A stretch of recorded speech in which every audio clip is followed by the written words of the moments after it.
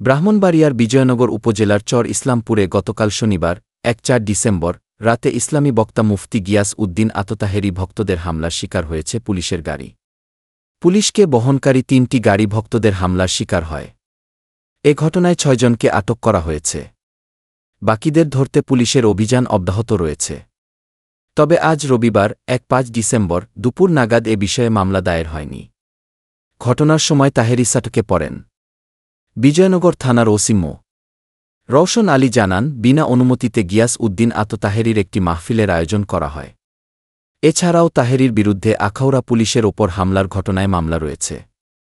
এদিকে এর আগে গত শুক্রবার ১-৩ ডিসেম্বর আখাউড়ায় বিনা অনুমতিতে গিয়াস উদ্দিন আততাহেরির একটি মাহফিলের আয়োজন করা হয়।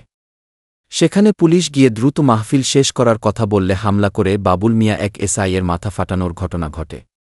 এই ঘটনায় তাহেরিসহ ৫ জনের নাম উল্লেখ করে পুলিশ বাদী হয়ে মামলা দায়ের করে। গ্রেপ্তার করা হয় ৩ জনকে। পুলিশের ওপর হামলার ঘটনায় মামলা রয়েছে।